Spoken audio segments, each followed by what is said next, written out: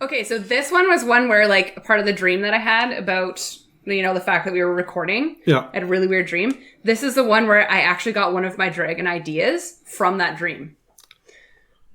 Cornbread? It was not about cornbread, though. Okay. Yeah, no, I messaged Adam this morning because I had a dream that I came here to record, but it was at Dan's house. So imagine because your mind doesn't know what Adam's house looks like. So it's like the table, but when I showed up and I started going through my notes and like going over what I wanted to talk about, there was like 12 other people started showing up, like just these random people, and like the table was like stuffed full of people. And then we started doing the intro. One girl actually started talking about rolling for breast size. I'm pretty sure that's because in my head everyone just always talks about rolling for dick size. So I just kind of transferred that into my own brain. Can I put that? Yep. And then we used a piece of cornbread to kind of determine who was supposed to be speaking. That was the process. Well, it's better than what we do here, right? Yeah. Where we just decide ahead of time. We don't actually have dice. We just drop dominoes. And we decide ahead of time that Dan needs to go last. And we have to disagree with anything he says, right? That's true. So, do you guys want to launch into a proper cold open? Megan, you're back for another week because Dan hates us. Yeah, it's true. Mm-hmm. He told me that he really doesn't like you guys. So. This whole back injury thing he is does just or he bullshit. doesn't? He does not like you guys. How long's his fucking back been injured as well, by the way? He keeps re-injuring it. That's a problem. And when you have 3 kids and a physical job and like 3 young kids that need to be picked up and dealt with, then Dan's got an active life. And every time that he thinks he's getting a little bit better, he then goes to the chiropractor and they break his back again. Man, get it together, Dan. Fuck. Get it together, Dan. All right, we've all got people running around calling us daddy. Okay, you don't hear me complaining about it. Megan, you're back. Yep. How are you doing? I'm good. It was a good solid month, week, 3 days. How long? Week. Yeah, we go Don't weekly. kill the magic for them, okay? I think some of them think it's live, so. Yeah, no, it's been a good time. Just Rackham thinks it's live because she'll hit pause and send me messages. Yeah. And then hit play again. As though we're actually like inside of her stereo just speaking, and then when she pauses it, everybody just agrees to be quiet for the 2 minutes that she orders her coffee or whatever. Yeah. No. I was telling Adam I was like kind of nervous about this because I was thinking about what I do in real life, which is streaming. So what I say, people hear, right? So I was just like, oh my God, I'm going to screw this up so bad. Oh, no, you're not. We're doing all right so far. The amount of ways that people could have fucking lost their minds. We should have people kicking down the door, pitchforks, torches, burning us alive by now, calling us witches. But we're doing all right. It's okay. But I was like, hey, for podcasts, you can edit what I'm saying, which is very wonderful. So yeah. Well, yeah, technically you can edit what you're saying, but there's going to be a point in this episode where you'll go, let's make sure that we edit that out. Yeah. We'll just carry on. But my favorite part that nobody gets to hear is Terry says, yeah, we're going to have to edit that out. And Dan, if I hear this in the fucking episode, I am telling you I'm going to be so mad at you. Oh. You need to edit this out. And he will actually tear Dan a new one. Yeah. And we cut it out every time. I like it. Hold on, I still do one of these. Okay. No, I'm going to do one as well. Adam?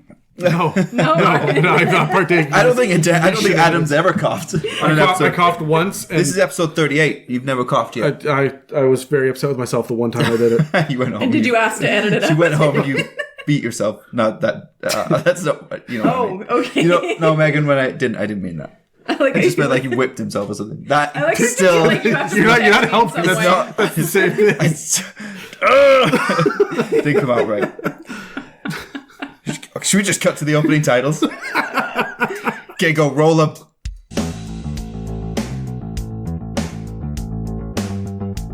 Welcome to It's a Mimic with your DMs, Adam, Dan, and Terry. All right, welcome to the It's a Mimic show. I will be your dungeon master tonight. My name is Terry. On my left, à ma gauche is... Megan. À ma droite is... On my right. No, say it again, though. À ma droite. Okay. À ma droite. Which one? One's straight ahead, one's right, and I forget in the moment which one it is. I remember French from grade school because Canada, right? We have to learn it. Is right, and I know how it's spelled. I don't know how it's said. Yeah. Anyway, is Adam? Hi, how are you? Yeah. Okay. Well, fuck, we're getting good at this. And tonight's topic is probably my favorite so far that we've covered. We are covering black dragons. So what we're going to do, guys, we're going to do a breakdown of black dragons. I'm going to start with the little ones, work my way up to the big ones. I'm going to tell you a little bit about black dragons, where they come from, what they're like, what they where they take their pleasure, and what they're likely to do in any given situation. Okay, so I'm going to take you through a little bit directly from the Monsters Manual. I won't read it all. I'll just give you the cliff notes on it. But black dragons are the most evil-tempered and vile of the chromatic dragons. Black dragons collect the wreckage and treasures of fallen peoples. These dragons loathe seeing the weak prosper and revel in the collapse of humanoid kingdoms. Basically, black dragons are very sadistic and will take a lot of pleasure in your misfortune. What are you offering me here? This is a beer. Oh, This Megan brought us is beer. This is a Moody Ales lavender sour. Oh, I love Not Moody sponsored by, Ales. but if you would like, that'd be great. Sponsor us. Okay, I love a sour beer. I'm into it. I'm going to try it. I mean, I'm in the middle of my breakdown of dragons, but they can wait, so. Yeah. Cheers. Cheers. Let's go in the middle.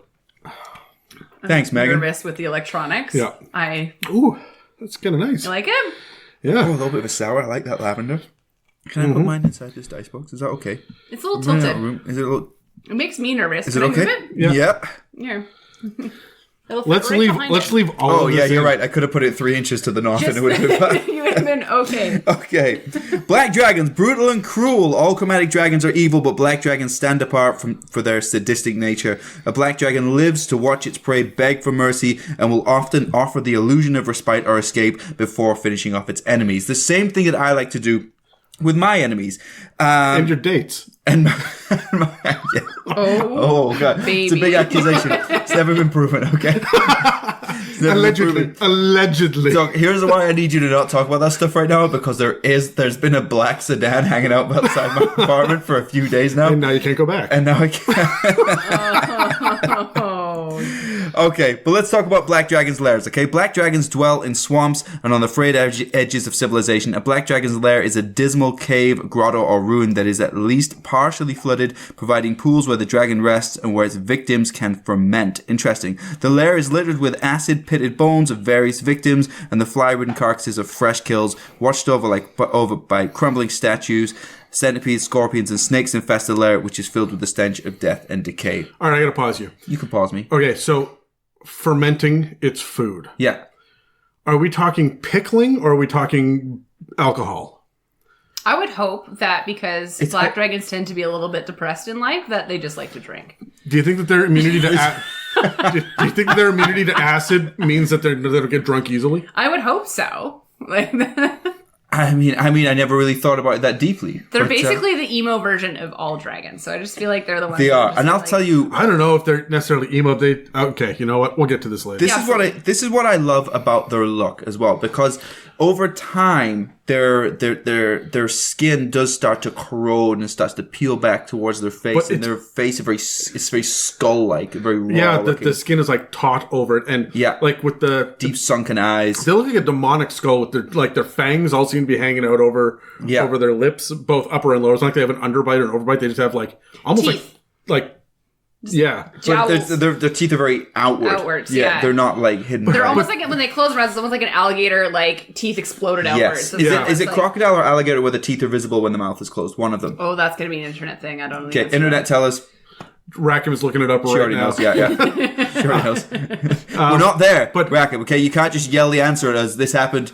But the yesterday. I don't know. The other thing that I like about them is their horns are more easily recognizable than anybody else because they swoop down and forward. Yes. Right? Instead of up They and come out the backwards. side of their skull. And they look almost like tusks, right? Yeah. Like, Sorry, are they usually like white so they like you can White, see and them then they against their move black? darker, and they can go as dark as black at the very tips. Yeah. And then they got the big ass fin. There's such a distinctive look. I like their look. That and the blue dragons, I think, are probably my two favorite looks that a dragon gets. You know, all lore except 5th ed, black dragons are supposed to be really skinny and really gaunt as well. Like I can see that. They're supposed to be kind of lithe and whatnot. Yeah. And so I can see that. 5th ed, even the artwork doesn't really support that now, but I like that for flavor. I want to be able to see a black dragon's ribs. I want them to be a skeleton.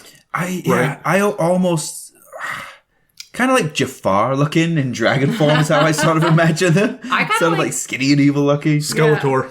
I kind of like the idea Skeletor, as like its skin is peeling back. They're just getting more emaciated as they age. So it's almost like their little ones should like as they get up to like their should look ancient fresh. stage, They should look fresh, plump, and then as they age within their environment, that's when you see the emaciation come through. And I think that's.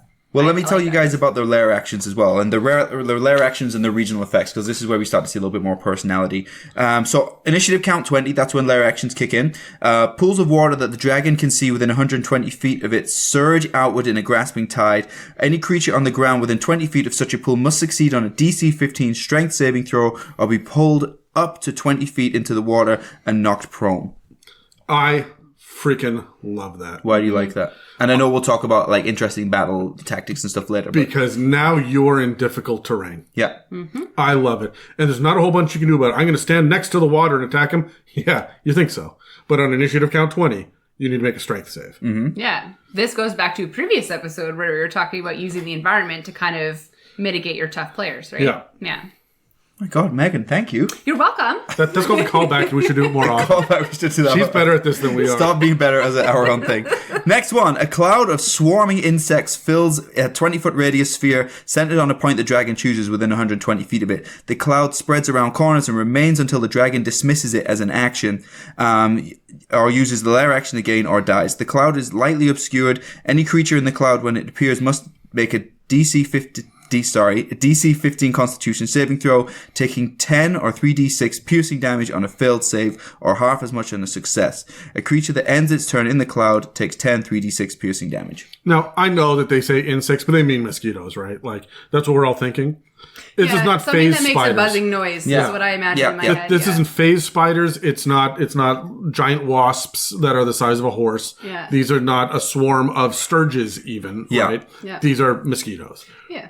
Like, if you think, like, just, like, cesspools of where mosquitoes, like, live and breathe, like, I think there's even a point of, like, their area is usually very humid. Yeah. So, to me, that's just what would breed there, right? Yeah, and I like this because basically it's not a whole lot of damage, but what it's doing is it's obscuring vision, but it's making them work harder to do what they want to do. Okay, you can use that tactic, that's fine, but I'm going to punish you for it. Yeah. Even if my main action is over here on the left, I'm putting that over on the right because I know that's where you want to go.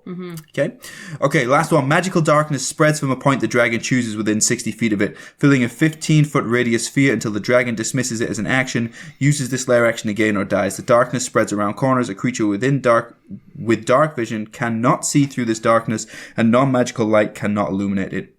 If any of the effects area overlaps within an area of light created by a spell of second level or lower, the spell that created the light is dispelled. I really like that.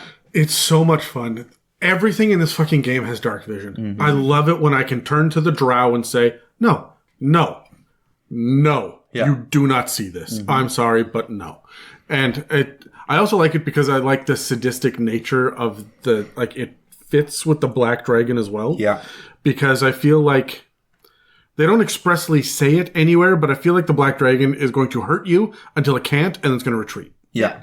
And so it would just like drop darkness and cover its escape. Yeah, it's going to rely on its surroundings and the fact that you have to keep your distance from it. This more than even the white dragon, which we covered with the Arctic and whatnot, this is the one that feels the most reliant upon its surroundings. Yeah. What I'm going to say to you, Adam, because I know you raised the point there, is that black dragons actually, if they are most likely to stay and fight because they are not willing to let another creature take mastery over them. That was something I looked into when I was thinking about strategy. It does say it's somewhere in here in this wall of text but right at now. the end of the day, once they get to a point where they feel they're going to lose, they're going to flee. They're smart enough to leave, to fight another day, come back with a vengeance. Yeah. So I like what you're saying. I think that's where its aggression comes from, but once it knows it's not going to make it, it's going to piss off. Yeah, because they're lower on the totem pole too for dragons, right? They're only they're below green, blue. That is and definitely red. true of other dragons. They will leave their lair if they're being invaded by a dragon that they know is more powerful than them. Yeah. Which is going to have some interesting campaign ideas for myself later on, okay? So the region containing a legendary black dragon's lair is warped by the dragon's magic, which creates one or more of the following effects. The land within 6 miles of the lair takes twice as long as normal to traverse, since the plants grow thick and twisted and the swamps are thick and with reeking mud. This feels a lot like the thickets as well that the green dragon had, but it's not a labyrinth, right? It's Yeah, I wouldn't do it as that. I would do it as thick, heavy mud that you just cannot, instead of just like plant life flourishing and being thick and the plant life is difficult to get through, it's just misery. I was thinking like every time that you cannot see through the opaque water, that the fetid, foul, sour water you were trying to like walk through, there's always black, dark roots in there that you're tripping on. Swamp of sadness for miles. Yeah. I love how you use the word labyrinth because that's literally one of my ideas. She says, I will get into writing the idea down. Labyrinth, okay. Water sources within 1 mile of the lair are supernaturally fouled. Enemies of the dragon that drink such water regurgitate it within minutes. Last one. Fog lightly obscures the land within 6 miles of the lair. Wow, that was brief. Okay. It's foggy. It's foggy. It's eerie. It's misery, dark, right? It's misery. It's the Swamp of Sadness for 6 Swamp miles. of Sadness. That's what we're imagining. We're for a 6 mile radius. Can I point out that I don't think enough swamps actually include the fact that swamps have like floating puddles of pitch in it, right? Yeah. Where there's oil that can be lit on fire and there are swamp gases that can be ignited. I would have also as a regional effect, like almost now roll a D20 to find out if you roll a 1, there's an explosion. If you use a torch, I was gonna say, or you're carrying anything. a torch and you drop it by accident or something. or fireball spell or anything. Like I just feel like this area is flammable. Mm-hmm. So I feel like it for sure. Well, what I'll do now, guys, I'm just going to quickly run through from the Black Dragon Wormling the abilities and the stats that they have from the beginning, what improves as we go through, as we get up towards Ancient, and then once I've taken just a couple of minutes to do that, we can then start to roll dice and start to talk about our favorite parts of the dragons and where we'll kind of go from there. Megan's doing a little jig, is that? That's my jig. Shake, a little jig? It's my jig. From where does that originate? My New Westminster. White people dancing, that's all it is. I'm a white girl dancing. New Westminster, British Columbia. Okay, so starting off with the Black Dragon Wormling, the little baby dragons start off with an armor class of 17, standard hit points of 33 or 68 plus 6. That's pretty high for their CR. Mm-hmm. Yeah, I would say so. But... especially since they are supposed to be of the weaker tier, it seems really weird. Yeah, but I also want them to survive at least 2 rounds. Maybe because they are survivalists, that's why they have it that way. Yeah, honestly, I think it's dragon scales give you armor, and that's it. Yeah. And they scale it very slowly up to the Ancient, which has got an AC of some stupid. Yeah, that's true. Speed 30 feet, fly 60 feet, swim 30 feet. Standard. Okay. Yep. Stats real quick. Strength 15, Dex 14, Con 13, Intelligence 10, Wisdom 11, Charisma 13. What I want to point out here, and these stats get more exaggerated later on, is already their intelligence is noticeably lower and their wisdom is noticeably lower. Well, they're average. The Wormling is as smart as your average human. Yeah. So while it is lower compared to other dragons, specifically green as well, right, which we just covered recently, they're still smart. I don't think that you're pulling a fast one on them. You still need to roll to fool them. It's not like a hill giant where I'm just going to let you babble and see if you can fool it. Yeah. Right? You're still working to try to get this one. Yeah, they'll figure out. There's rolls. They might not know exactly what's up, but they know something's up. Yeah. Yeah, if you're trying to fuck with them. Suspicions. Exactly. Saving throws are Dex, Con, Wisdom, and Charisma. Skills, Perception, Stealth, Damage, Immunities, Acid, Shocker, Senses, Blind Sight, Dark Vision for 60 feet, and Passive Perception of 14. Language is just Draconic at this point. Yeah, this is standard across the board for Wormlings. Yeah. I mean, a couple of the actual stats, like the numerical values, are a little different, but all of the only knows Draconic, the saving throws and everything, it's the same. Yeah. A Wormling seems to be just a Wormling is a Wormling is a Wormling, right? There's nothing really... Yeah, you can't, and at that size of the creature, there's not too many ways in which you can make. You get a different immunity depending on which kind of dragon, Exactly. but it's pretty straightforward. They're amphibious, so that means they can breathe air and water. For actions, they have a bite attack, or they have their acid breath, recharges on 5 or 6 standard. It's a 15-foot line that is 5 feet wide at this point. DC 11 Dex save throw. No multi-attack yet. I love that it's a line because I think of Jurassic Park. Yeah. With the spit and the Dilophosaur does. Yeah, with the fan ear things. Yeah. Yeah. And it's going to change your tactics later on as well, which I'd like to talk about too. Yeah, but I absolutely love the fact that it's a line and not a cone. Mm-hmm. Yeah. So coming into young black dragon, then when we come up to the large size, couple of things are going to change. Yes, we're going to see some improvements in stats. Hit points are going to go up to 127. They have a multi-attack now because they also have a claw attack, and their acid breath goes up to a 30-foot line, still 5 feet wide. Now DC is 14 Dex. But they get two claws and a bite, right? That's correct, yeah. 2 claws and a bite. And they can speak common. And now they can speak common. Yeah, good eyes. Now they can speak common as well. So if this is going to be an NPC that you're going to have in your campaign, starting from Wormling, maybe building up for whatever reason, or they've just got to the young stage, you may want to give them a reason why they can now speak common. I don't think they're just inherently going to learn that. No, I mean, their intelligence naturally is boosting because all their stats are mechanically. They're getting larger as well, but I don't know. Languages in D&D are such bullshit in the first place. There's so many ways around languages that it stops you from wanting to take, and we won't go too deep into this because we're talking about dragons, but it stops you wanting to take things like the linguist feat, which I love because I love the idea that languages should always be a barrier. Yeah. It should always be a role-playing part of the game, which gets stopped by spells like tongues. Yeah. Yeah, I'm a big believer in, and I do this in my game, right? Where there are ancient runes that are in language that no one has heard of, so you don't understand it, even if you have some linguist feat that lets you do it. You can speak tongues, but it's written. Yeah. So it's not verbal, you don't know it, right? Yeah. So you're consistently trying to find a way around. Languages need to be a puzzle. Yeah, I would always in my game find some way to make languages a barrier, even if you're speaking to a dragon that speaks Draconic and does not speak Common. That is going to be part of the puzzle. That is the puzzle. We talk about puzzles a lot. That's part of it. So what is one way that you think that a dragon could learn common? Especially a dragon like this that stays away from humanity. From the parent. From the parent. Their parent? Yeah. Yeah. They'll stay with their parent for so long. Their Black Dragon parents are pretty shitty. Yeah, because that's what I was going to say. Usually they don't stay with their younglings that long. It's basically they keep you until you're an adult, or you're a young, and then they boot you. Yeah. Right? Whereas some of the good aligned dragons will actually keep you up till you're an adult. Mm-hmm. Yeah. But like they're kind of shit parents. But I think that you would learn that. I think that also these guys are sadistic. They're going to grab the first human or halfling or whatever that they find for fun and torture it for fun and listen to it scream, and they're going to learn words like ouch and pain and no and stop first. That's true. And so I don't know. I think that that's a really interesting way of role playing as well. For role play is to have broken common. As well as a young black dragon or any young dragon, perhaps your common is not the greatest. It's a little bit more broken. Okay, coming into adult black dragon, this is where we start to get frightful presence, which I know you have strong opinions on, Adam, and I agree with your opinions on that they should have much more of an impact. Frightful presence is a dragon, and you also get your legendary actions now. You also get a tail attack. You do get a tail attack as well, yeah. But the tail's not part of your multi-attack still, but it is there as an option for a legendary weapon. That's legendary action. Yeah, so your legendary actions, you can have detect, so you make a perception check. The idea being it's very difficult to hide from dragons. Tail attack, and then you have your wing attack, which you already know that I love. Costs 2 actions, though, for you to beat your wings.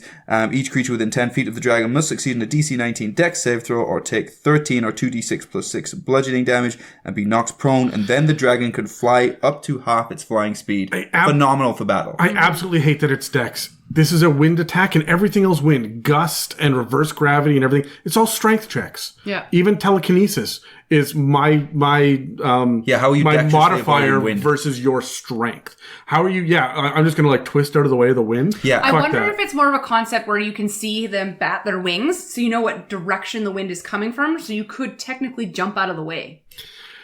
I don't know. There's so many different things. Stretch. Yeah, there are so many different things in See what you're saying? in so many different subclasses which allow you to, if you can see the attack and it's a dex save or evasion or all of this nonsense that the classes get to mitigate the dex. I don't know. I dislike it. The other things that you get with this are your legendary resistance. Yeah. Yep. And your fucking legendary resistance. Just to remind everyone, is you get 3 a day. If the dragon fails a saving throw, it can choose to succeed instead. 3 a day, and in combat with the dragon, that's going to be huge. Yeah. Plus their legendary actions. The dragons are meant to be this terrifying. But they get big bonuses to their speed at that point too, don't they? For adult. For adult, their speeds change to 40 feet ground, flying 80 feet, swim 40 feet. They're moving faster. They're coming at you. Moving up to ancient, nothing changes with the speed. Hit points go up. Something I know you're frustrated about is everything goes up, but there's nothing additional when it comes to ancient. Yeah, I gotta ask, because I always have to ask. They can use Frightful Presence as part of the multi-attack, right? No, the multi-attack is the dragon. Oh, the dragon can use its Frightful Presence. That's correct, yeah. And then it gets to take its 3 attacks. Yeah. So it boosts Frightful Presence first. Like it it hits the party with it, or whoever's nearby. But again, like, you just save against it, and you're immune to it now. Yeah, which for is 24 bullshit. hours. Fuck that. No, it's a goddamn dragon. Smog comes at me, I'm shitting my pants every round. Yeah. You told me not to mention smog, and here you are mentioning smog. That's true. Okay, hold on. Dragonheart, Toothless. I'm trying to think of famous dragons. Draco was from Slytherin. and Slytherin, yeah. Harry Potter. Was it Draco from Dragonheart? Draco is Dragonheart because it's the name of the constellation. I watch a lot of movies. Wow. So do I. No, that's a good. Falcor. There we go. That's a dragon. There you go. Yeah. Anywho. Anywho, yeah. I don't know, man. Megan's good at tangents. She's I'm really good at You're as good as us. Excellent. No, I don't like the bump between ancient and adult. Yeah. Right? From adult, the only thing you're doing is adding the mechanical difference. Yeah. The numbers get boosted, and that's it. They need to have something more to them. Some points to note: frightful presence now up to a DC 19 wisdom saving throw. The wing attack goes up to DC 23 dex save throw, and the acid attack is now acid breath is now a 90-foot line that's 10 feet wide. DC 22 dex save throw. I was going to say that wisdom save is tough, especially if you're going up against... That wisdom save Yeah, is but tough, it's a CR 21, which means that your guys are going to be level 18 plus. Yeah. So they're making that save. They just are at this point. You may have one person that fails it, and they run away. Unless you have a bunch of stupid people that decide to walk into a swamp and not ignore all of the signals, right? Okay, I feel personally attacked again. I'm just saying. I would be so, because as Terry, I would be so excited there's a black dragon. Like, there's a fucking black dragon down here. We gotta go Let's find this get black it. dragon. Oh shit, there's a fucking black dragon in here. So one of the things that I would do here is I would ramp up or scale down for the adult version the lair actions, right? The lair actions either need to be more potent for the ancient or less potent for the adult, so that you can feel the difference here. I Get the would balance of it. the regional effects as well. I would have to be to a lesser degree for an adult, so that if you had some sort of NPC tracker, or even if you had a ranger that had favorite enemy or something, they would be able to tell you, judging from the radius here of the regional effects. I would say that this is an adult or this is an ancient black dragon, so you know what you're getting involved with. Do you think they'd be able to feel it from like the distance though? Like, I think I don't think the regional effects for, say, an ancient compared to an adult, I think they'd be much more exaggerated for an ancient. yeah. How thick, how sad, how foggy the swamp is. But I mean, like, if How you're depressing. a tracker and you're coming to the edge of this, like, aura, shall we say, from their lair, how can they really tell? Adult would be like stepping into Winnipeg. Yeah. Ancient would be like stepping into Mordor. Got you. I'm more of a... I still don't see the difference. It's the same for me. But no, because I'm more thinking the concept of, like, wherever the dragon is, you would almost feel like from where it is and it spreads out, it would get slightly weaker and weaker and weaker as it goes out. But even, So as you're coming into it right on the edge, and You you're a wouldn't tracker, realize. Well, what about until as you're you getting... wouldn't realize until you're about halfway through being like, we've been going for about Probably, agreed. 100 feet. This means if we're not at the dragon now, this shit's big. Right? Yeah. You know what I mean? Like, that's kind of the concept I would feel for the trackers. I would let them get in a little I wonder how many DMs sit there and go like, "Oh, you're 6.2 miles out. Everything's fine." Yeah. Fine. Yeah, 5.9 miles. Oh, you're all fucked. No, there's too much mud now. You done fucked. Yeah, even if this is 6 mile radius, that's for like the swamp of sadness type stuff. Yeah. I think even as far as 8 to 10 miles, you're starting to feel it a little bit. Yeah. Yeah, and there's other things too that they're not bringing up. Like there are there's no deer. There's no large animals anywhere in this area because this Really no thing life. eats it. Yeah. Right? I mean, it may have insects and crocodiles and fish around, but you're not getting like, I'm trying to think, there's no mountain lions. This thing is eating every mammal it can find. Yeah. You would also notice things that like, oh, hey, you know what? The swamp here, we've been going through swamplands for the last 2 weeks, but for some reason the road here takes a radical a radical turn to the left, and it seems to go like out of the way to avoid this area. And that would be because everyone knows don't go in that area. There's a goddamn dragon. Yeah. Right? So even like what direction the road is going should be an indicator. Yeah. I just watched a movie. I'm trying to remember what freaking movie it was. Give me a minute on this. Star is describing Born. it. Is it Star is Born? It is not A Star is Born. It is I've seen everything. The Shrine. That's what it was. It was terrible. I watched it like 2 days ago and I've already blocked it out. It's a not good horror movie, but one of the things that it has is this thick fog that doesn't move. No matter how windy it is, there's this permeating evil coming from this region, and this thick mist doesn't move at all, and it's very easy to get lost in. Yeah. That's something else that I would let your players see that coming. That area over there is perpetually foggy, and it never clears. Yeah. Mm-hmm. So they know, okay, that's where we need to go. I think that kind of giving them that foreshadowing, the hints before they even get to, you notice the mist is getting thicker. No. Let them get up on a rise, or they've got a familiar that is scouting ahead and can see that this fog exists on the horizon. Yeah. And that is how I would play this, especially for the Black Dragon, because this is about dread. Yeah. And you're not really negotiating with this guy. Yeah. Yeah, 100%. True. Okay, team. Let's bring it into rolling some dice. So we can talk about our favorite mechanical aspect. We can talk about favorite tier for combat. If you choose to go in that direction, go to combat maneuver. I know I'm excited about, and then some unorthodox usage. Are you ready? All right, let's I go. wasn't ready, but... Oh, 2 16s and a 4. All right. That's fine. Terry, we're rolling off. Everything Okay. is fine. What did I I got 17. get? I got a 13. And you got a 13, so I go first. You know what? We're doing pretty well here. I And think we go Dan is second. cursing us. We And never Megan roll goes above an last. 8. No. Ever. Well, now I am. I'm level with 4. Well, that's how it works. This dice box is very slanted, but that's okay. That's how we play. It's a very nice dice box, though. It is a You know beautiful. Megan made this dice box? Well, Megan, that is Terrible, isn't it? some quality craftsmanship. It was my first time. Okay. Well, like all first times, I can see that it was sloppy, confusing, and uncomfortable for you. And apparently, judging from this dice box, was over very quickly. It's wonderful. I love it. Thank you, Megan. You're welcome. Okay, I'll talk about my favorite mechanical aspect first, and I'll bring that into a go-to combat maneuver. Maybe some orthodox usage as well. My favorite mechanical aspect may sound boring, but I'll tell you why. It's the acid breath being that 90-foot line that we talked about earlier. Tell us why, Terry. I'll tell you why, Adam. Typically the cones don't go as far as distance. So this means that you can separate yourself from the enemy, your party. You can get away from them. You can do a hard, fast attack for the weakest party member and get that death spiral going quickly when they can't reach you. Cause that panic in that party that they, once again, are on the back foot reacting to your bullshit, and they're not allowed to they can't put their plan into place. So with that, my combat maneuver would be acid breath to what I would deem to be the weakest party member, or the party member least likely to escape that attack, most likely one of the casters, 90-foot line, and then drop that dragon on top of them. So I'm flying, now I'm not. Boom. Take that little bit of damage to your dragon, but you're causing a shit ton of damage to one character, maybe taking them out of the combat completely, and you're starting that death spiral early. Because maybe one more person will get a turn, you can take a legendary action of a wing attack, knock them prone, and 40 feet flying, you're getting out of there. So you're in, causing damage, knocking someone out, making everyone else prone, and getting out real fast. Thoughts on that, Megan? How about that for tactics?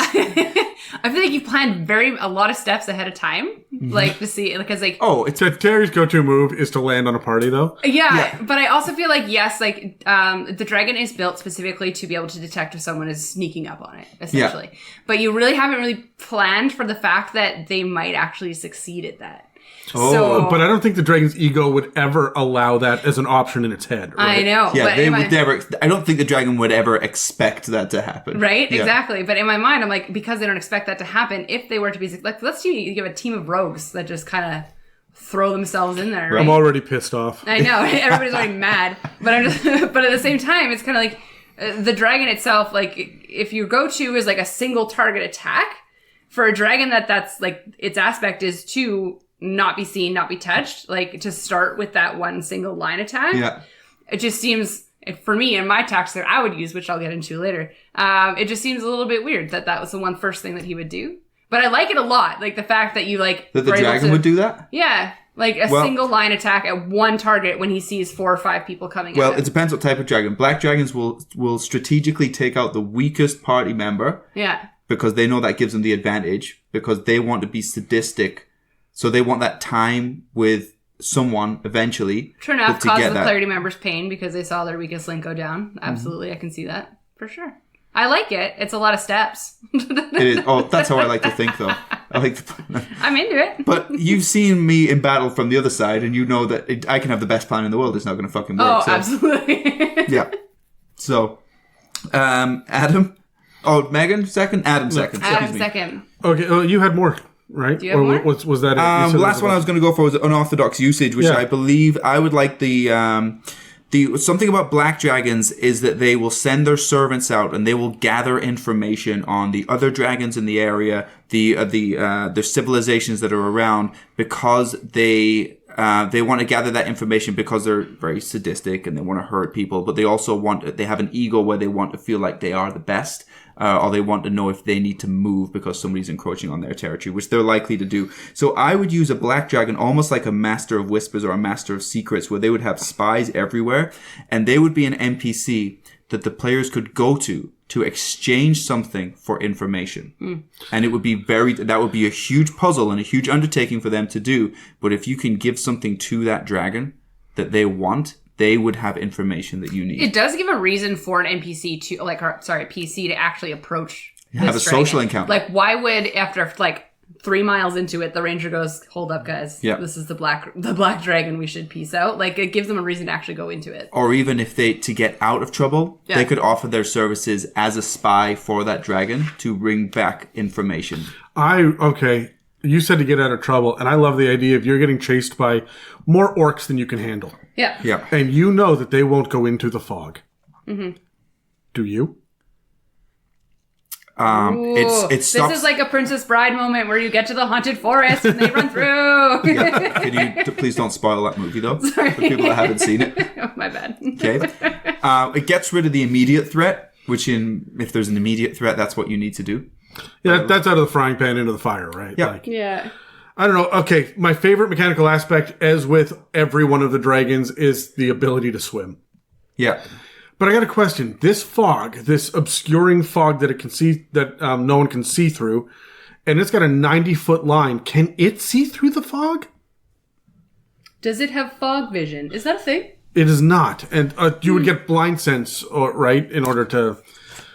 Yeah, right. But I feel like because the perception is so high on these guys, and they actually have that natural perception, you would almost be able to sense that. It says fog lightly obscures the land within 6 miles of the lair. Right, but would you give the player disadvantage on a ranged attack if they're more than 60 feet away?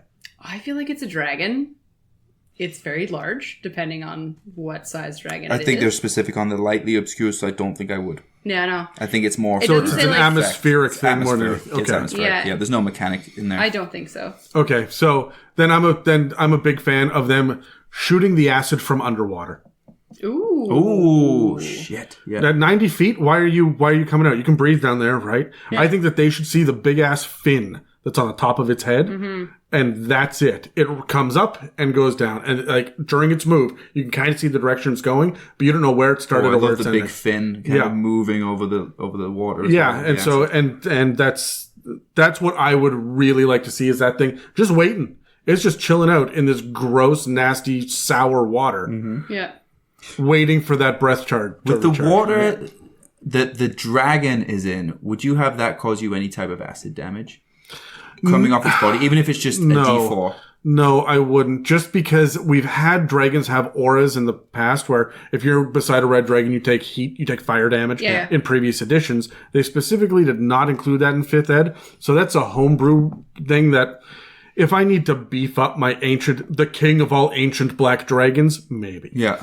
But standard black dragon, even especially like an adult or a young, I'm not doing that. Yeah. They do say that the water, though, is like, it's poisonous. You drink it, you vomit. That's essentially what it is. Yeah. And then I don't remember what it said, about if an ancient dragon dies, does it then turn the water acidic, or is it still just poison? Oh, I actually didn't mention that. But yeah, if the dragon dies, the vegetation remains as it has grown, but other effects fade over 1d10 days. Okay. So it doesn't change the water at all. I thought for some reason it changed the water. I feel like it should. Yeah. I feel like it should as well, because every other dragon has regional effects if the dragon dies, whether it be the blue dragon has the storm or whatever, or the plants from the green dragon. I feel like there should be... The swamp returns to a forest, right? I feel like the land should be decayed, scarred, Done. permanently. Yeah, Right? It's just a cesspool. nothing should grow there. It would almost be like a new horde for a different black dragon, or like a new lair for it to find. Yeah. I don't All like that. So here's my unorthodox usage. I think that when you find a black dragon egg, because it never talks about eggs, and this is my other big thing in every one of the dragon Yeah, episodes. Adam's going to release a publication on dragon eggs. I Talk to think. me about your eggs, Adam. Megan. When you first... Terry, please, we're doing something here. Sorry. When you see the black dragon egg for the first time, it's scaled, much like all dragon eggs. When you think of it, they've got the dragon scales all the way through. Yeah. I think that in order to hatch it, you have to actually submerge it in acid until the scales wear off. Yeah. And then it becomes so thin that the dragon inside can hatch out. Yeah. Almost like if that was the heat of a regular egg. It needs to be submerged in that. Yeah, yeah. And I like the idea of your players, if they want to hatch this dragon egg, they need to find enough acid to be able to submerge this thing. Mm-hmm. Or if they're stopping the cult from hatching it, this thing is submersed in acid. How are you getting it out? Mm-hmm. Right? I think that you should be playing with pools of acid more with this. Well, leaning into the elemental of the dragon, essentially. Yeah, because there's not enough acid, anything in D&D. We get shit tons of fire, some cold, and a decent amount of lightning. But I want to see more thunder, force, acid, and I would like them to define what the fuck poison is. Because I'm still pissed off about whether or not it's toxin, or poison, or venom. Yeah. Yeah, you're correct. Are you listening, makers of Six? Then Yeah, this has been my complaint for a while. It's like what? Okay, immune to all diseases.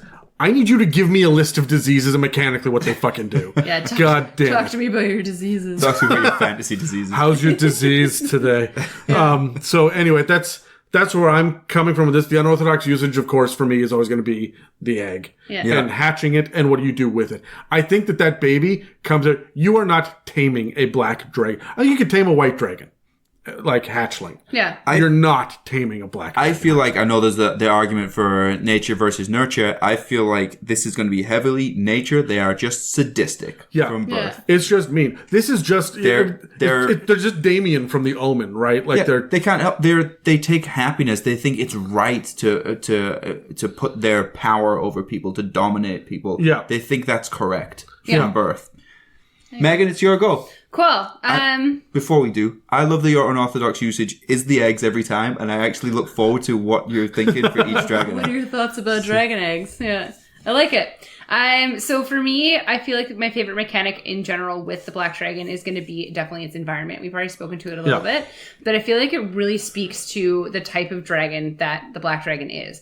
It doesn't like people being around it. So it specifically created an environment so that people could not get close to it. Mm-hmm. And that if that does happen, it's given itself abilities for it to escape.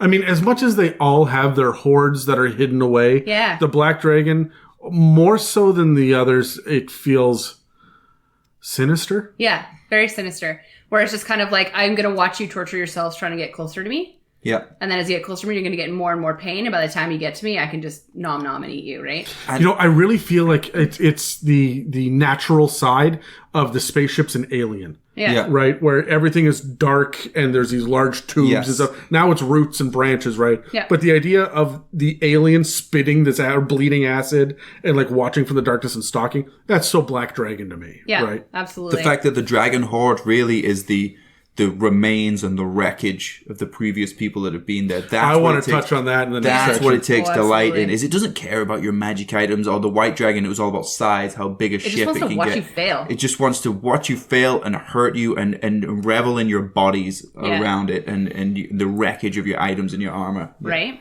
Which kind of leads me into like my kind of combat maneuver that I would use. Is because you're watching essentially this group of people coming in at you. You've done everything you can to kind of keep them away. So like you're kind of trying to plan your escape. And I actually kind of took this out of your book in one of these games. This dragon can cast darkness. Yes.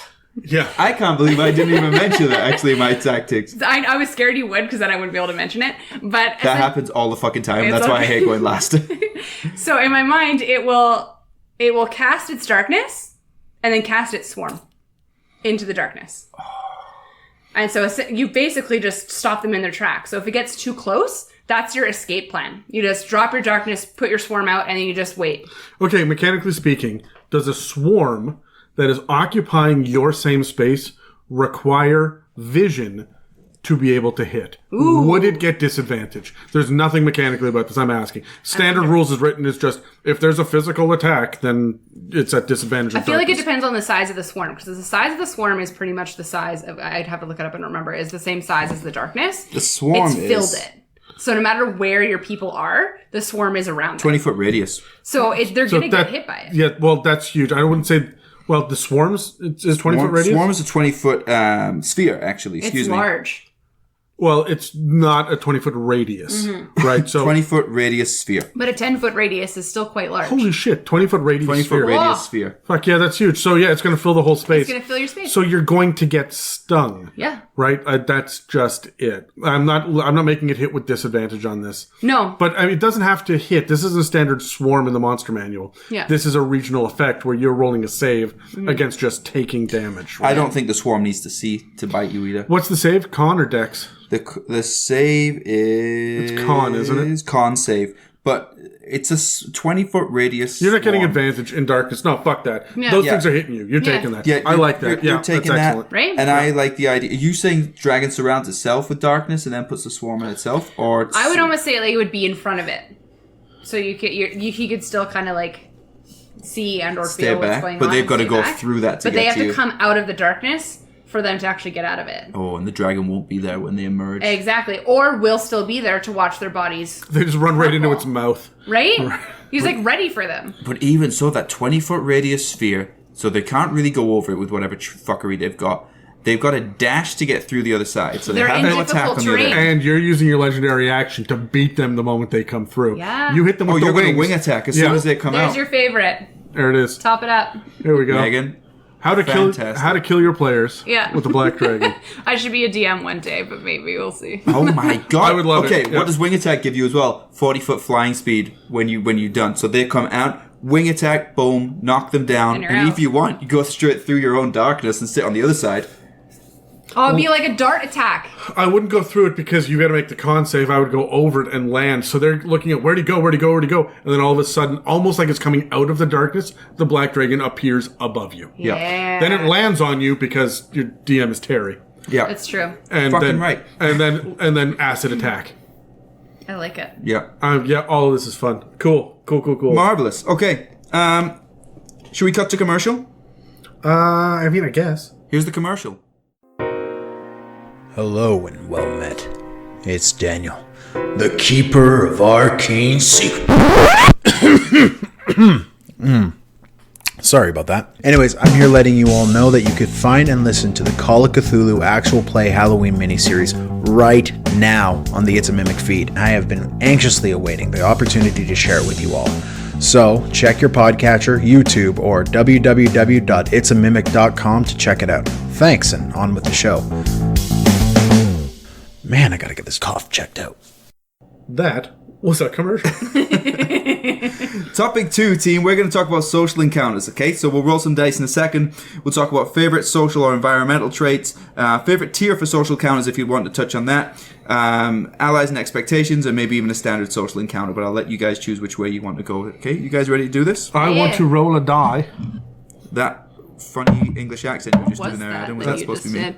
Oh, is that a Oh, one? this is a natural one. You just busted. That's cocked as fuck. What? That's It's just on fucking an cocked. angle. That's cocked. That's what I cocked pressed is. it down. It's just on an angle. That's what cocked means, Megan. And you tried to turn my number over. I saw you do that. Terry got 12. Damn it. Megan got... Well, you didn't get 19. What did I you did get? not. No, it's a 9. It was a 9. Megan got a 9. Adam got a 1, which means I'm going to go first. 1 isn't for first place? It's the loneliest number. Oh. I am going to 2 talk... could be as bad as 1. That's It's the loneliest number since the number 1. Fuck, just shut up. Don't... should I get not involved- encourage? don't get involved no, with that okay, I'll shit. do my best to tone it I want to down. talk about 2 things. I want to talk about my favorite tier for social encounters, and I want to talk about allies and expectations. Adam, you alright? Yeah, fine. Trying to DM an episode here. You go ahead, man. Okay. Favorite tier for social encounters. early tiers, tier 1, and I'll tell you why. Because this will teach roleplay and winning encounters to the team without using combat, as well as using creatures as NPCs, as well as using the dragon as NPCs. When they are at a lower level, they're not, a wormling or a young dragon, they're not as dangerous, but they will still have the same mentality, the same goals, the same desires. And I think that the social encounters, early social encounters will allow your players to use that dragon as an NPC more than someone they can work with or make their campaign more interesting, as opposed to just meeting them as an ancient, and it's going to go south pretty quick. Mm. Do you understand what I'm saying there? Yeah, no, I get it. I always liked them as young, or as wormlings, as an early kind of tier 1 boss, just because it's... Also, this is the dragon that you're more likely to encounter, I think, out in the wild, because they have a tendency to escape or run away if their territory is being overrun by a more powerful dragon. Yeah. So more likely the younger dragons are going to be the ones that have to leave, where they're not as powerful, and they're going to be looking for a new lair or a new place to live, really. So it'll be a black dragon has shown up in this region, which is going to prompt you to go and investigate this. Yeah, I like the idea, too, of again, I'm all about the eggs, right? So they hatch the egg, and that was a wormling, and you went off to go fight the whatever minions, right? Before they can do it, and you didn't get there in time. Yeah. You're level 5 capstone before you hit level 6, right? Yeah. Here's a big boss monster. Here's a fucking wormling, right? Yeah. And I know it's like a CR2 or whatever, but if you're even halfway intelligent, dragons always feel like they're 2 levels higher. Mm-hmm. That's true. Last thing I want to talk about is allies and expectations from black dragons. So right there in the text, it says that lizard folk are typically a go-to ally for black dragons. That makes sense. That I think they would worship their power. I think they'd be easy to... That's my favorite thing. That's by far my favorite thing. I'll talk about that in a moment. Okay, absolutely. Yeah. But I like the idea of turncoats and spies from even within human or humanoid civilizations that, for whatever reason, their own ambition or whatever, are working for this black dragon. But I like the idea of the telltale signs of maybe their own skin. It starts to corrode or starts to show signs of weathering from having to be in and out of this environment all the time. And if you're in there temporarily, probably not going to feel much. But if you're there every other day to report back to this black dragon, I think they'll start to be telltale signs in your skin. I also like the idea of the lizard folk as well, showing similar features and similar weathering in their skin as the dragon would. Well, they did kind of say that they naturally take on like the aggression and like the feelings of the dragon. My favorite thing is that they're so literal. Yeah. And pragmatic to it there. They don't give a shit about doing good or the morality scale, or they're not interested in your kingdoms or whatnot. Yeah. They're here to survive for the tribe, and that is it. They're very lizard-brained. Yeah. And I love that. The idea that they can just be inherently twisted. And what I would do is, you guys seen like crocodiles that have the stripes? Like the brown on green kind of stripes that dinosaurs and look like watermelons. crocodiles. Yeah, a little bit. I would have those stripes. Don't tell them that. I would have those stripes be black. Yeah. Right, for the corrupted lizard folk. Yeah. Yeah. So. Sure enough. Yeah, even out of humanoids, a similar thing sort of coming out of their eyes or something, I can kind of imagine. Yeah, they just have like Alice Cooper eyeliner. Yeah, absolutely. Touche. You were next, Megan. Absolutely. So I kind of wanted to play on a little bit of like a social kind of like an allies and expectations kind of piece too. So female dragons tend to take the lead when it comes to breeding. Hot. So choosing their mate largely based on the size of the horde of prospect males. Finally. All we need is a little initiative. God damn I'm it. taking care of me. I'm taking care of you. What are you doing? Yeah, right? So because of this, male black dragons would often like brag about their accumulation of wealth as to attract a female mate. My horde is so much bigger. Talk to me more about the size of your horde. So that is kind of essentially their mating process. But what would happen is if 2 females actually went for the same dude and same horde, they would fight to the death, and the male is supposed to watch them do it so that he can actually revel in the... This is some Amazonian shit going on. Well, because they're sadistic, right? He would enjoy... It's I can't remember what bro code rule it is, but you never break up a girl fight ever. Right? So, you just don't. You just watch it. It just happens, right? I know that. I'm a girl and it goes down. It's okay. So I just wanted to be able to lean into that concept a little bit more because I feel like that's not something that anybody would really ever touch on in a campaign. I love that though, because I wouldn't have thought about leaning in towards mating and stuff. Oh my god, you take a female adult dragon that likes a male adult dragon, Yeah. but there's an ancient. And Exactly. so you get the party to help you. Yes. Yeah, there we That's what go. I'm going towards. Is that Let her do it. Yeah, you've got like either a young dragon or an adult dragon that really wants this horde, but they're seeing an ancient dragon that's kind of in your way, and so that's kind of a way to get a party to kind of assist you in the process of taking down this dragon, so that you can move, so that the dragon can move in on that horde. A question I legitimately do not know the answer to: do dragons typically mate with their own chromatic color or their own metallic color? Yes, Yeah. They do? specifically chromatic. And And is that always the case? yes. Okay. Yeah, this concept of the interbreeding does not. That's Tiamat. Will interbreed with any of the chromatic dragons. Right. But that's it. Okay. Yeah. I like it. I also like the idea of your party goes and finally kills the adult male dragon, and is pissed off both of Both the females, right? They kill the wrong one. Yeah. Right? Like, there's just so much that you can kind of do with that, with personalities based on You the got dragons his themselves. you got his wife and his side hoe, and they're both mad at you. And they are pissed. I think it would be so cool. But that gives you your ability to kind of give personalities to some of your big bads, as Mm-hmm. well as kind of gives the ability, like, that your team did something wrong. Yeah, They made a mistake, and they need to do things wrong. right? So they need to make those mistakes. Get messy, make mistakes. Thanks, Miss Frizzle. But, like, that kind of process, No. right? Nobody? No, I'm with you. I'm with you. Thank Yeah. No, Yeah. I don't. Excuse me. Terry grew up in the land of Permascowl. That's true. What is this? As I say, as I scowl. It's Magic School Bus. Oh, it was our yes. science show as a child. And the humans, they like this? The humans, they enjoy it quite a bit.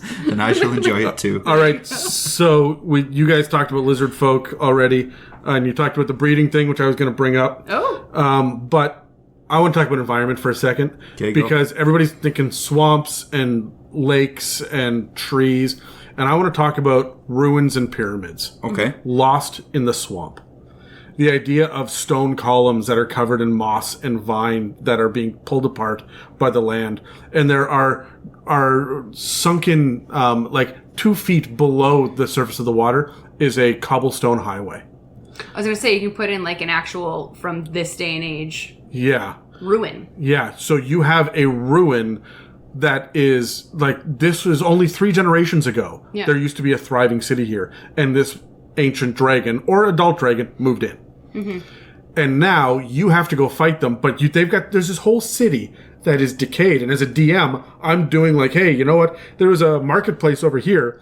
There's nothing left. It is a big open area, but the stadium or the auditorium would still be there, but it's like a swampy underground, and there's lizard folk and kobolds everywhere. Yeah. And, like, I want the idea of...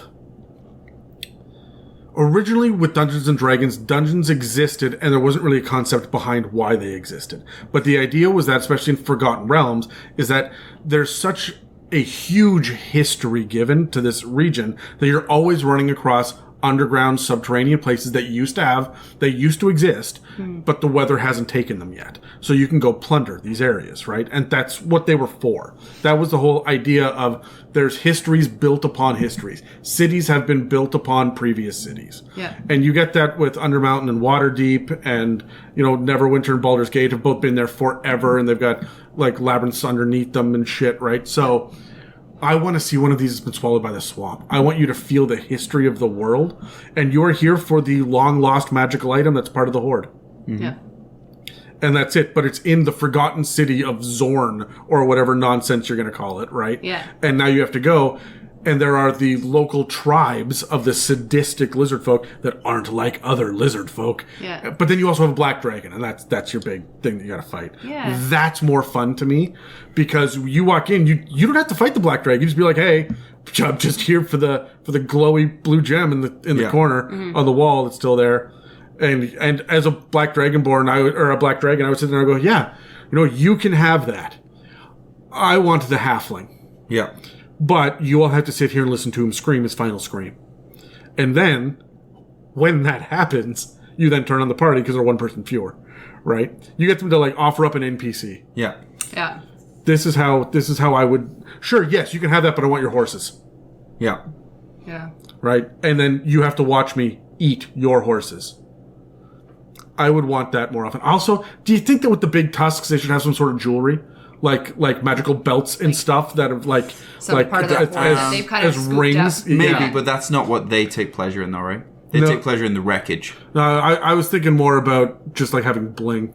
I was imagining that once you said that, and then you stated the fact that they do like the fallen humans and like the humanoids more, is having the Maybe tusks, bones. but skulls. Maybe not even. Oh yeah, skulls. Oh, I'm thinking. What about the crowns of the fallen kings that they've? Yes. Right there we go. Love that. And so Like they the look like kingdoms horn themselves. rings. Yeah. That's so cool. I'm also imagining when you were talking about just like the having almost like a hustle and bustling city of like lizard folk surrounding where Yeah. this dragon is, but it's an actual functional city. Have you guys seen the movie Congo? Yeah.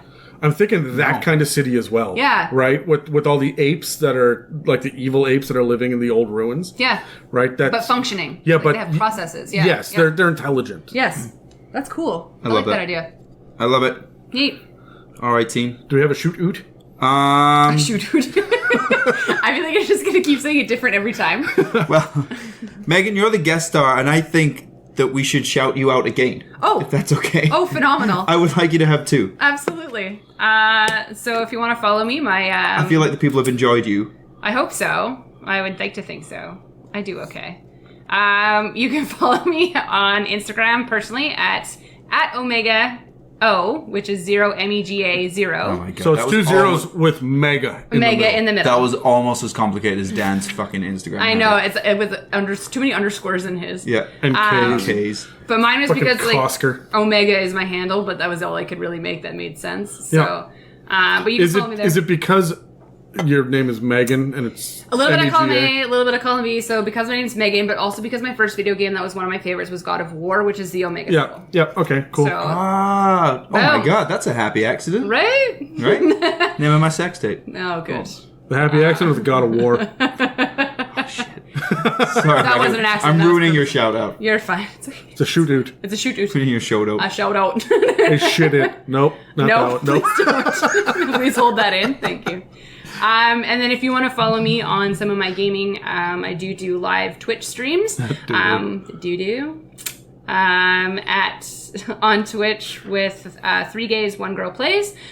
Those are numbers, not letters for numbers. Yeah, we're not spelling 3 and 1. It's the number 3 it's gays, the number 3 1. gays, 1 girl Jesus plays. fuck. I know, we confusing. But if you want to follow us on Instagram, it's under pretty much the same handle, except it's just the letters. So 3G, 1GP. I just remembered that. 3G, 1GP. Yeah, so 3 gays, 1 girl plays, but 3G, 1GP. I'm into it. Yeah. I like it. I remember all of that. Terry looks confused. Sure. Yeah. But if you want to follow us on there, we do video gaming every Monday at 8 p.m. We're usually playing Final Fantasy Online, but sometimes we will play D&D or any board game that we feel like playing that night. Cool. Thank you, Megan. Oh, We'll edit that out. just We'll edit that shit edit out. out. It's fine. Dan, don't forget to edit that out. See, the problem is that they won't be listening to it on Monday because Mondays we are releasing the Deep Dark of Radiance through October. So you're not going to see any of these hits until November. How dare I That's just pretty much what I'm be a saying. part of this? And you're like, why do we get so many hits? I don't understand. All of a sudden, November is like, what has happened? Okay. Topic 3, guys. Let's talk about campaign usage. So we'll roll dice in a second. We could talk about when to use as a big bad evil guy, when to use as a set piece encounter, when or how to introduce worshippers, and after that we'll each bring a single new creative idea for this type of dragon as an NPC. Okay. But first, let's roll some dice. You ready? I'm not ready. I'm used to Adam having the black and red Darth Maul one, so. Dun, dun, dun, dun, dun, dun, dun. Ooh. Oh, I came second. I've been winning actually most of this game. I haven't even bragged about it. This is a beautiful die as well, by the way. This black and It's blue very one. pretty. Oh, natural 20. You Oh, see how that- good. Oh, goody. Don't touch it. Okay, Megan, you're going first. Cool. I'm going second with an 8. Adam is going third Best with for a last. 7. There we go. Sure. So, I mean, I know we talked about lizard Boat. folk, a boat. A boat. Lizard About? food? Like a boat on the ocean. A boat. A boat. About lizard folk and essentially the worshippers of said dragons. So I remember earlier you mentioned Labyrinth. I don't really want to have them go through a labyrinth. That's not what I mean. I'm actually referencing the movie The Labyrinth. I was going to say, this is about David Bowie's package, isn't It's it? absolutely about David Bowie's package. But more along sense, I'm thinking the Bog of Eternal Stench. So if anybody doesn't know what that is, essentially it is a bog where if you touch a toe into it, you will smell for the rest of your life. And it's set within this large labyrinth in which they go through. Where? In which world? Where? Labyrinth, The movie? Labyrinth, the movie. Oh, okay. Yeah. I've never seen it. Oh, sweet baby. Your fantasy cred hurts. So not seeing hard. Princess What? Bride, not seeing Labyrinth. No, I've seen Princess Bride. Okay, thank Have you. you? Okay. Just chopped up and in a fucked up order. Oh, I've never seen it all the way through from start. We're talking about the movie, you sick bastard. Oh, but that's fine. You do you. So I'm moving towards the worshiper aspect of it because all I could really think about when I thought of the Bog of Eternal Stench in reference to dragons was Saint Ambrosius, the dog. Yeah. And what was his name? I wrote it down. Sir Didymus. Yep. And the comedic aspect of that character. Because they're going through this treacherous road. And so I'm almost imagining kind of the same thing where you had this city idea of surrounding the dragon itself, is that they're worshippers, but actually add a comedic effect to the fact that they're coming into this dark and dangerous place. So I do understand that like the dragon itself is supposed to like give this aura of negativity. It's supposed to be dark. It's supposed to be treacherous. But I always find that when I'm playing in games, I love a little bit of comedy. I just do. It's just one of those things that as a player I really enjoy, and I love it when the DM kind of leans into it a little bit because it gives it a little bit more depth. Because if there's too much negativity and too much sadness, it's contrast as well, right? Yeah, it gives a little bit of contrast. So anyone who doesn't know who I feel personally attacked. who Sir Didymus is, he is basically a guardian of a bridge, and he is this little squirrel character that just starts yelling in a weird accent at the players trying to get across the bridge with a riddle, essentially. Not actually a riddle, he just says, "You can't pass without my permission." And then they basically have to navigate, okay, well, can I have your permission? And he's like, sure. And then he joins the party, because he's not actually that intelligent. So I'm imagining the same kind of thing as kobolds, as well as other things, where they have this kind of interaction with the characters, and they actually have to get through different obstacles to get to where they're trying to get to. So if they are trying to get themselves through, these are the worshippers of the dragon that are trying to keep it safe, but also not very smart. Oh, I see where you're going with this. Yeah, so you can actually get to the dragon, trying to get through its worshippers and its people that are trying to protect it, because you're playing against their intelligence level. Oh, Your so the bard lizard is gonna folk walk right yeah, through this. exactly. Yeah, so that was a long-winded way to get there, but I'm hoping other people get those references and enjoy the little contrast piece. Yeah. But that's kind of what I'm leaning towards, is that the worshippers themselves are stupid, so... And this play it movie, to- Labyrinth, the people enjoy it?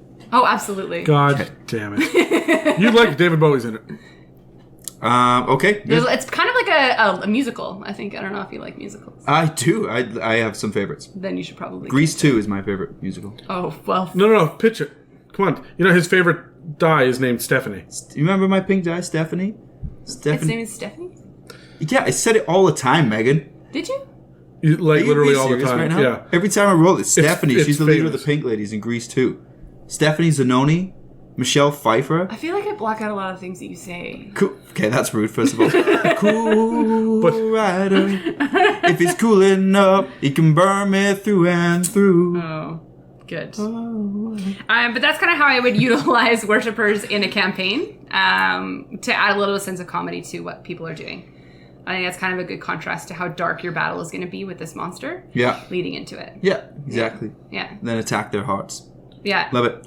Who went second? That'll be you. Oh, I went second. When do I think to be used as a big bad evil guy? I think early, because I said before, black dragons are sometimes forced to move out of their lair and go somewhere else, and I think they should have early encounters with the black dragon where they decide whether or not to build a relationship with this dragon or to become enemies, and the consequences that they're going to be for both. And then leading from that and when or how to introduce worshippers, I think you should have both overt and covert worshippers with the dragons, because they like to gather information, they like secrets, and they like to try and find various ways to hurt people.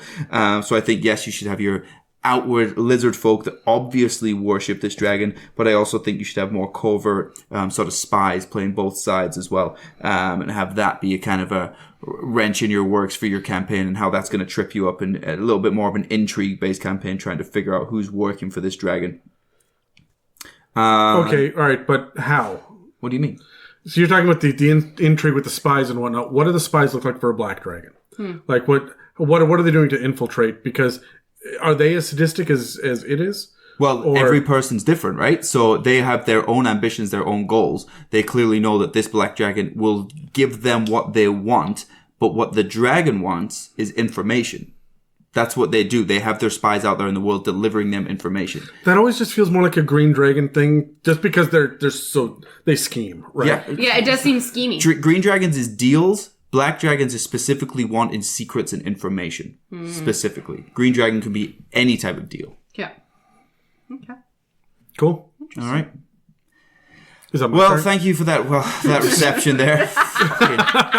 No, Jesus fuck. Look, I like the idea. We talk about minions and spies and stuff all the time. We just never go into what that looks like, right? So that's why I asked. I understand. Like we talk about like the skittery kobolds, and that's as far as we go. But when you have dragonborn and humans and I don't know what are the other intelligent races that come from swamps? Like, could you corrupt a furbolg?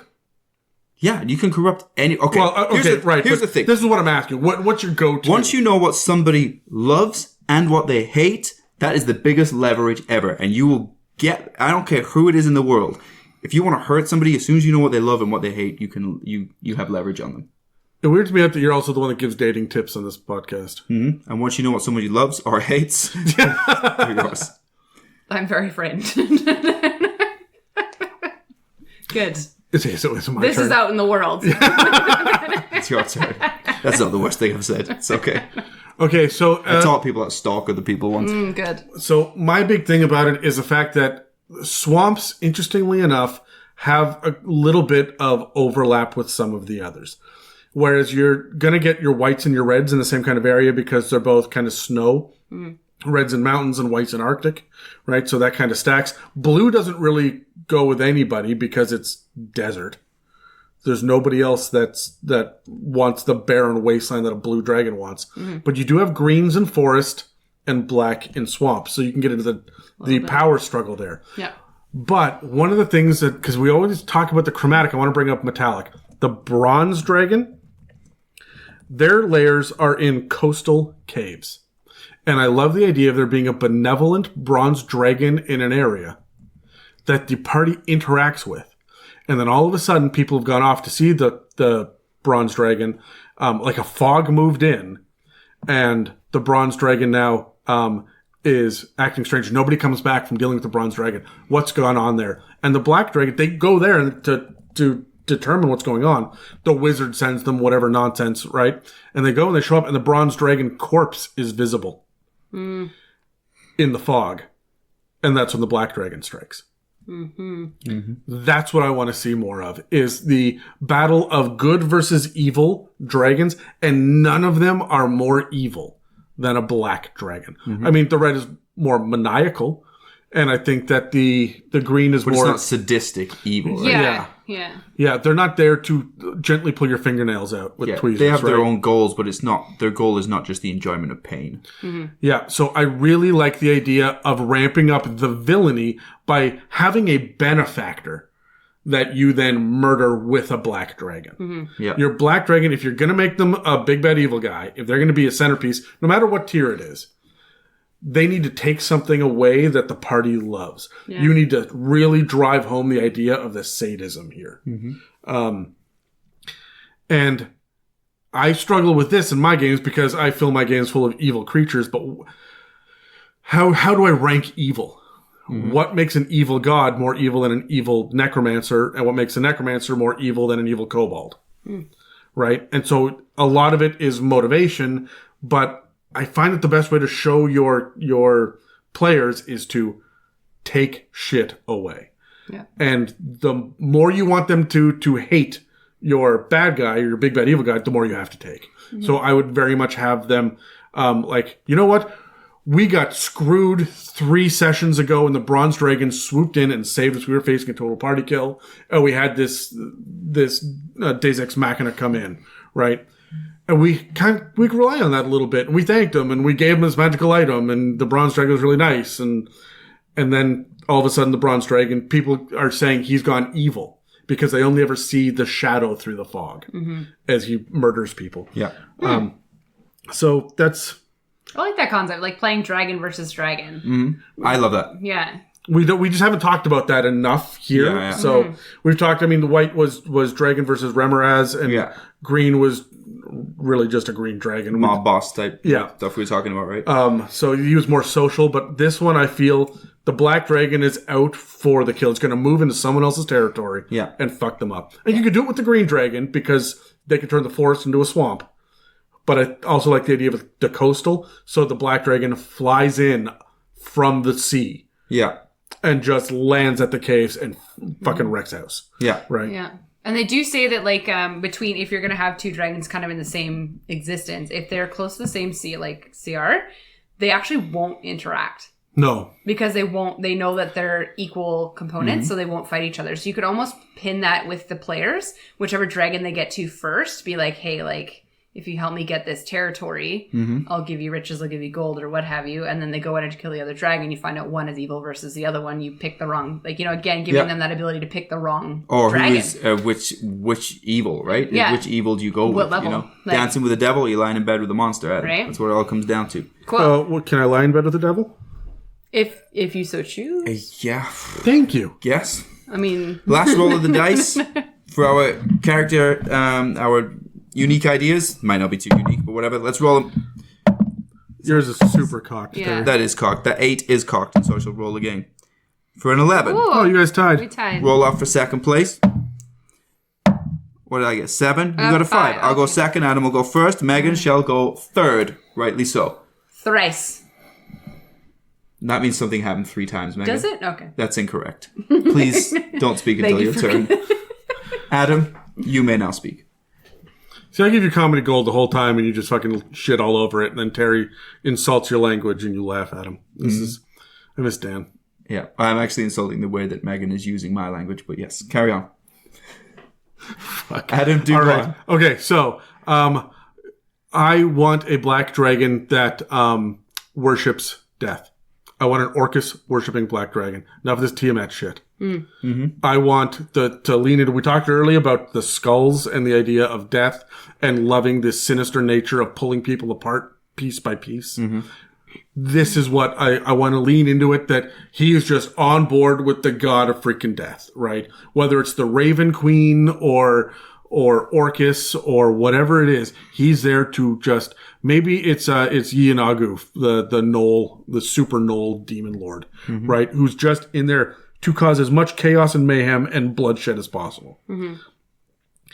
I would like to see a dragon that does not worship Tiamat, and I would like Tiamat to approach a good aligned party to wipe out this dragon that has broken ranks. I love it. Dragons are, there's no difference except freaking breath weapon. From dragon to dragon to dragon. Your lair is a little bit different, but mechanically speaking, you're going to get your wormling and then your young and then your adult. Yeah.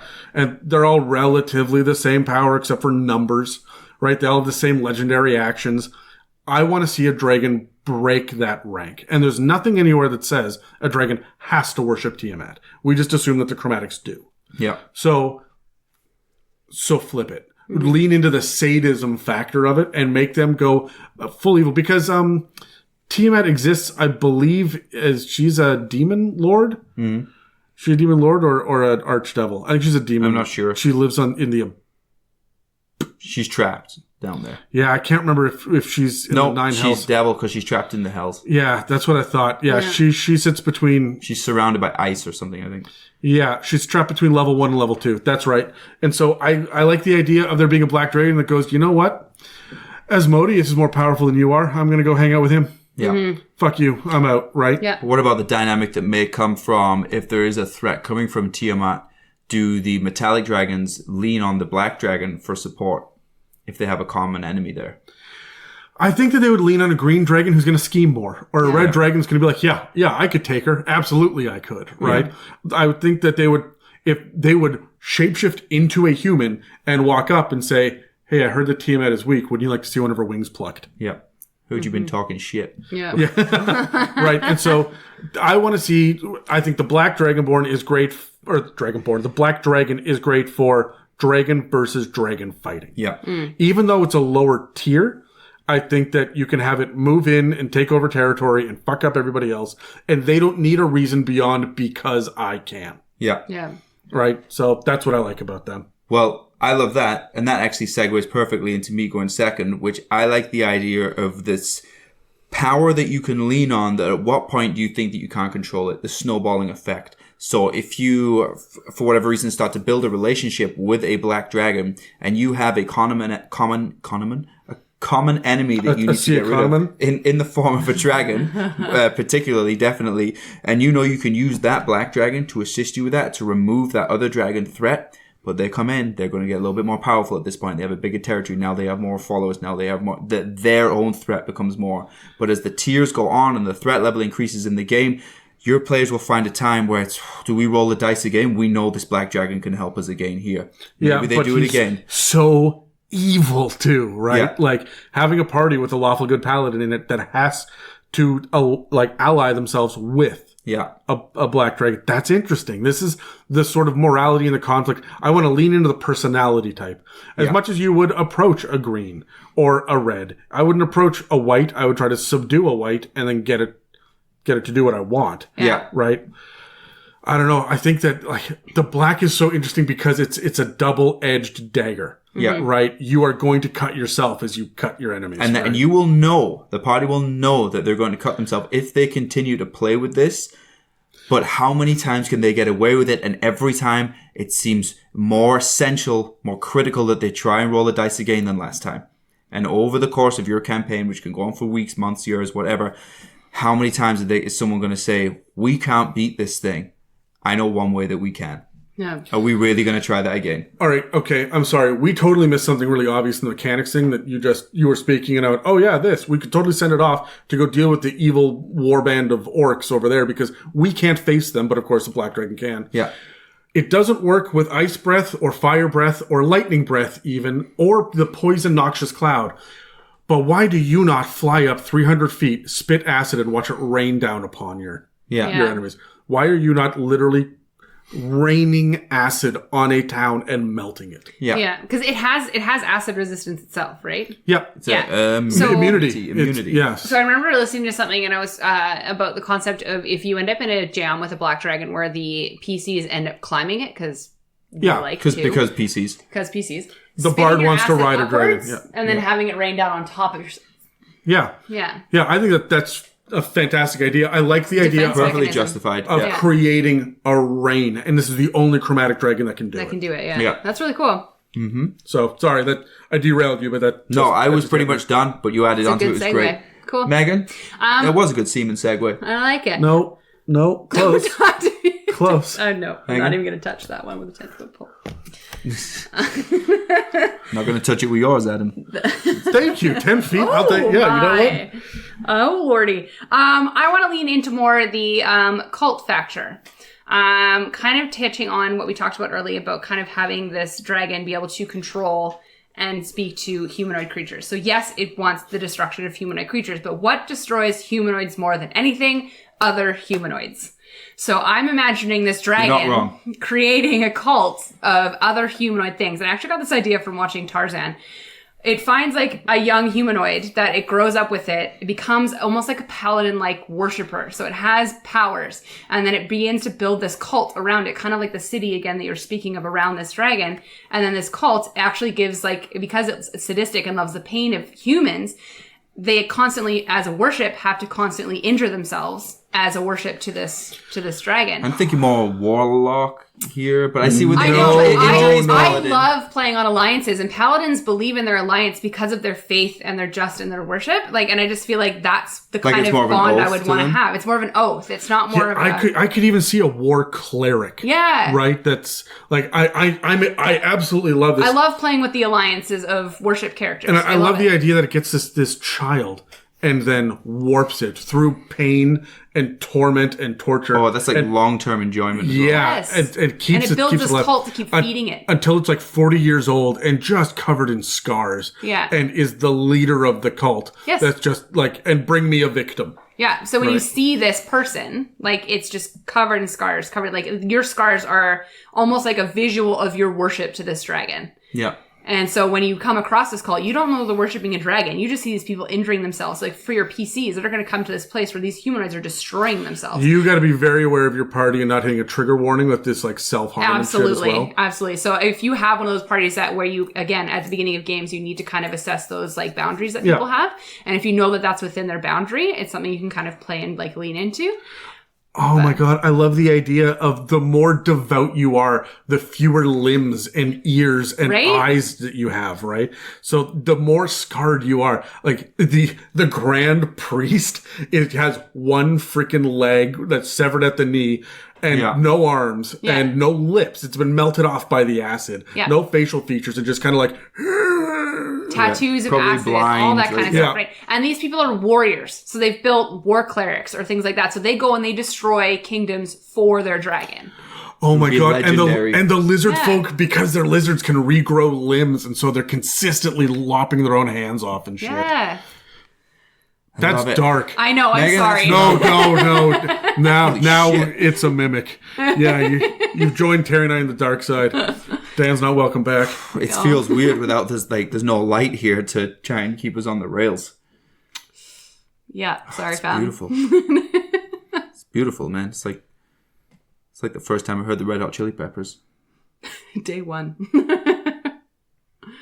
Dream of Sorry, I'm spacing out. I'm like, how would I make this like cult of like tailless kobolds and shit? Like it can get so dark. And you can interact with this cult without even knowing that they're following a dragon. It can be something that comes up like months down the road in your campaign, right? They run across the one kobold that is just like it has one arm and no other limbs, and it's crawling out, and it is dying. Yes. And they run across this kobold. It's like level 2. Yeah. And they're like, oh my God, what did this to you? And he just looks up and says, the most wonderful thing in the world, and just dies. And you don't get any other hints for another like 6 sessions. And like, that's cool. Yeah. That's dark. I'm into it. You're welcome. Love it, Megan. Daffy, take a note.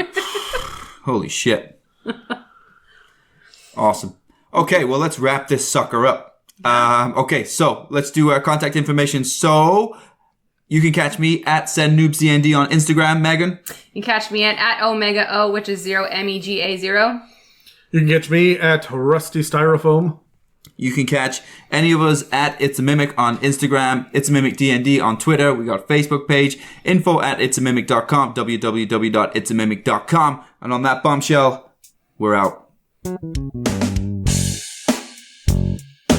Thank you for listening to It's a Mimic. Check us out online at itsamimic.com or on Facebook, Instagram, and Twitter. Have questions you would like answered by the guys on the show?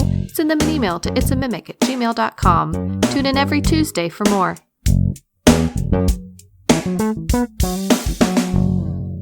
Okay, so Megan, I need to know, because we did What Would You Do During the Purge as a cold open not long ago. Shit, yeah. And what would you do as a... Murder. One of us. So Dan said that he would go up in an apartment building and cut the power so that whoever comes up 20 flights of stairs would be exhausted. Yeah. And he would murder them there. Terry just wanted to like feel their breath on his face as he murdered them with a knife. He was going to be all on my hands if I could, but yeah. Yeah, and I said that I had a 4-year plan on how to like steal, like if everything is legal. My idea of a 4-year purge plan. He wasn't just thinking year by year. If everything is legal, then I'm just gonna steal all of the investments off of Wall Street. Mm-hmm. Right, and so then I would buy myself a yacht or a compound, and so I would hack, and that would be my thing, and I would just have to live 3 years. On the 4th year, no one could get to me. No, I'd be one of those girls rollerblading down the street in like a skirt and a clown costume. All of the LED lights and stuff, like the Mustang. Yeah, you've got like rave music playing in your head. Yeah, you're like, motorcycles and shotguns. That's how it would roll. Love it. Yeah, love it. Sure. Who are you aiming for? Of me, Dan, and Terry, who's your first target? Oh, out of the 3 of you? Yeah. We didn't ask us this. I would help you, so. I feel like Terry's also the most likely to turn on you. I'm not, because I have respect for what you're doing. I drive your rave van. I feel like if I was to actually be in that concept, I would probably go for the weakest link, which in my opinion would be Dan. Sorry, Dan.